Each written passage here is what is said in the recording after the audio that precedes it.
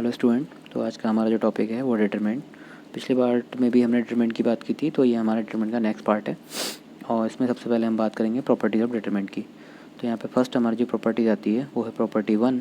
Property one हमारे पास student ये बताती है कि the value of the determinant remains unchanged if its rows and columns are interchange.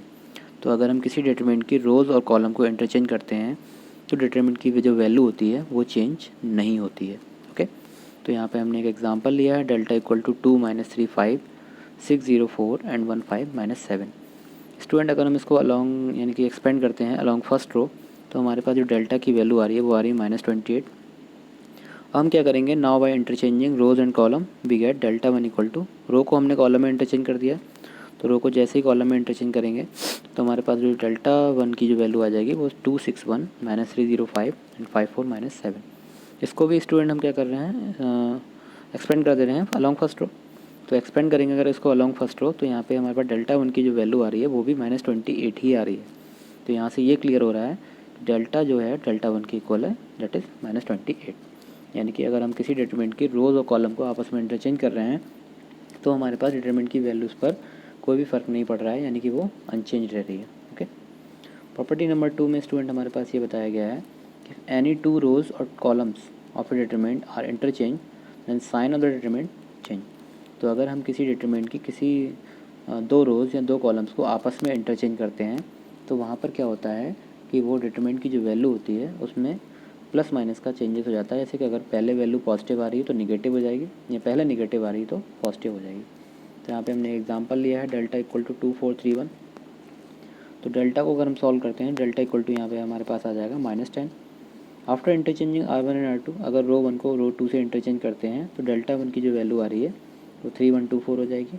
उसको सॉल्व करेंगे तो स्टूडेंट 10 आ जाएगा। यहाँ पे क्लियर हो रहा है कि डेल्टा जो है डेल्टा की वैल्यू -10 थी और डेल्टा वन की वैल्यू 10 आ रही है, यानी कि क्या हो गया, साइन चेंज हो गया। तो यहाँ पे डेल्टा वन जो है माइनस डेल्टा के इक्वल हो गया। Okay, similarly we can verify the result by interchanging any two column. Column को इंटरचेंज करके भी ये रिजल्ट हम वेरीफाई कर सकते हैं। प्रॉपर्टी 3 की बात करेंगे स्टूडेंट। तो प्रॉपर्टी 3 में हमारे पास गिवन है इफ़ एनी टू रोज और column of a determinant are identical. Identical से मीन है यहाँ पे all corresponding elements are same, यानी कि कोई भी दो रोज़ या दो कॉलम्स अगर तो उनमें क्या है, वैल्यू सेम आ रही है। जैसे कि यहाँ पे हमने जो एग्जांपल लिया है उसमें फर्स्ट रो और सेकंड रो को अगर ध्यान से देखो दोनों रो सेम टू सेम है, तो ऐसे डिटरमिनेंट जो होता है तो उसकी वैल्यू क्या होती है, हमेशा ज़ीरो होती है सॉरी। ठीक, तो इसको अगर हम एक्सपेंड करते हैं अलॉन्ग फर्स्ट रो, तो डेल्टा की जो वैल्यू आ रही है स्टूडेंट हमारे पास वो कितनी आ रही है, 0 आ रही है। ठीक, यहाँ पे हमने देखा कि R1 और R2 जो है वो कैसे है, हमारे पास सेम है, यानी कि रो वन रो टू जो है वो सेम है, इसीलिए इस डिटरमिनेंट की वैल्यू क्या हो गई, 0 हो गई। नेक्स्ट प्रॉपर्टी 4 की बात करेंगे। तो प्रॉपर्टी 4 में स्टूडेंट ये बताया गया है कि each element of a row or a column of a determinant is multiplied by a constant k, then its value gets multiplied by k। यानी कि हमने यहाँ पे एक डेल्टा लिया है, यानी डिटरमिनेंट लिया है 1 to 1, 2 3 1 और 4 to 3। तो यहाँ पे स्टूडेंट यहाँ पे कहना ये है कि अगर हम किसी भी रोज़ या किसी भी कॉलम में किसी भी नॉन ज़ीरो वैल्यू से मल्टीप्लाई करते हैं तो उसकी वैल्यू में भी उसी नंबर से मल्टीप्लाई हो जाता है। ओके, तो यहाँ पे अगर हम देखें हमने डेल्टा की वैल्यू ली है 1 to 1, 2 3 1 4 to 3। Let delta one be the determinant by multiplying the elements of the first row by k equal to 2। यानी कि डेल्टा वन ऐसी वैल्यू है जो डेल्टा में रो वन में के इक्वल टू 2 से मल्टीप्लाई करने पे मिल रही है। तो डेल्टा वन को अगर हम ध्यान से देखें तो डेल्टा वन हमारा आ जाएगा 242, 231 एंड 423। तो यहाँ पे स्टूडेंट अगर डेल्टा वन की वैल्यू निकालते हैं तो डेल्टा वन की वैल्यू जो हमारे पास आ रही है सॉल्व होके वो -10 आ रही है। ठीक, और अगर हम डेल्टा को सॉल्व करते हैं डेल्टा की जो वैल्यू आ रही है वो -5 आ रही है।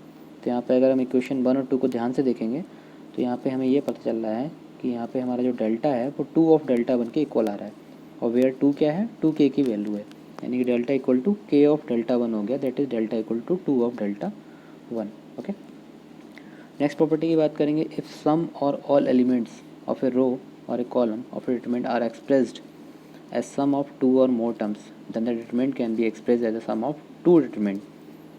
तो यहाँ पे एग्जांपल से क्लियर हो जाएगा। अगर कोई भी हमारे पास डिटरमिनेंट इस टाइप का दिया हुआ है A1 + λ1, A2 + λ2, A3 + λ3 and B1 B2 B3 C1 C2 C3, तो हम क्या करेंगे, इसको दो डिटरमिनेंट अलग अलग डिटरमिनेंट में डिवाइड कर सकते हैं।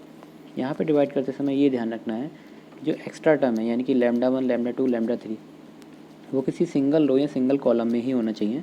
हम ऐसा तभी कर सकते हैं। अगर कोई भी 2 रोज़ में ऐसा हो रहा है तो हम ऐसा नहीं कर सकते।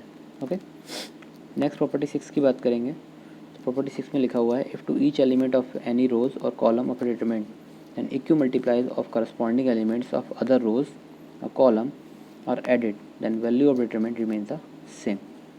एग्जाम्पल से ज़्यादा क्लियर हो जाएगा कि प्रॉपर्टी क्या कहना चाह रही है।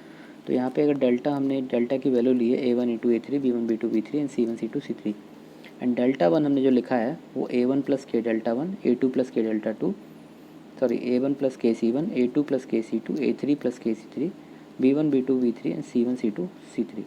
तो डेल्टा 1 जो हमने यहाँ पे ऑब्टेन किया है वो कैसे ऑब्टेन किया, ऑपरेशन लगाया है यहाँ पे हमने R1 में ऑपरेशन लगाया R1 plus K of R3। तो अगर हम ऐसा करते हैं किसी डिटरमिनेंट के साथ तो उसकी जो वैल्यू होती है उस पर कोई भी चेंजेस नहीं आते हैं। ठीक है, तो यहाँ पे देखते हैं, यहाँ पे डेल्टा 1 हमने जो डेल्टा 1 हमारा आया था उसको हमने ब्रेक किया है। ब्रेक कैसे किया है स्टूडेंट, प्रॉपर्टी 5 का यूज़ करके हमने डेल्टा 1 को ब्रेक कर लिया। और डेल्टा 1 को ब्रेक करने के बाद हमने देखा कि जो डेल्टा 1 की वैल्यू आ रही है वो डेल्टा प्लस 0 यानी कि डेल्टा के इक्वल आ रही है। जो सेकंड वाला डिटरमिनेंट था उसकी वैल्यू 0 हो गई है, क्योंकि वहाँ पे अगर हम ध्यान से देखें तो जो फर्स्ट रो है और थर्ड रो है यानी कि KC1 KC2 KC3 and C1 C2 C3 ये क्या है, एक दूसरे के प्रोपोर्शनल है। प्रोपोर्शनल का मतलब यहाँ पे हमने एक प्रॉपर्टी पहले पढ़ी थी कि अगर 2 रो आइडेंटिकल होती हैं, 2 रो या 2 कॉलम, तो उसकी वैल्यू डिटरमिनेंट की क्या हो जाती है, 0 हो जाती है। तो यहाँ पे यही प्रॉपर्टी फॉलो हो रही है।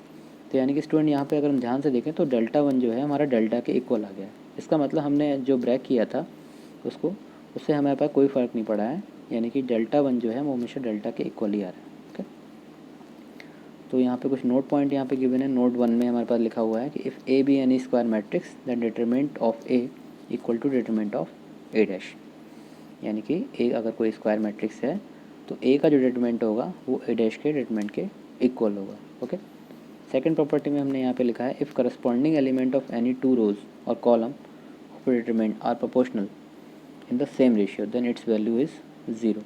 ये वही प्रॉपर्टी है स्टूडेंट जो हमने यहाँ पे ऊपर अभी यूज़ की थी, KC1 KC2।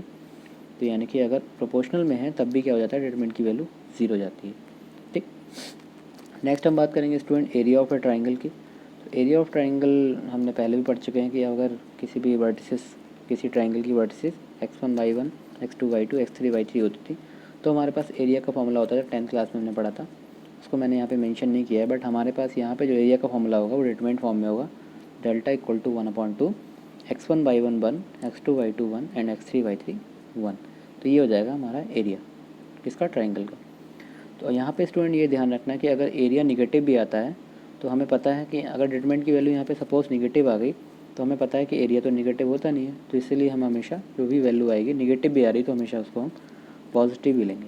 ओके स्टूडेंट, तो नेक्स्ट यहाँ पे कुछ क्वेश्चंस मैंने आपको दिए हैं 4.2 एक्सरसाइज 4.2 के। नेक्स्ट वीडियो में मैं आपको इसका सोल्यूशन भी दूंगा, तब तक आप लोग इसको ट्राई करिए। 4.2 सारे क्वेश्चन ही हैं, लगभग सारे क्वेश्चन ही दिए हुए हैं, आप ट्राई करके देखिए। मैं नेक्स्ट वीडियो, आप वेट करिए, मैं नेक्स्ट वीडियो में आपको इसका सोल्यूशन भी दूंगा। ओके स्टूडेंट, ठीक है, थैंक यू।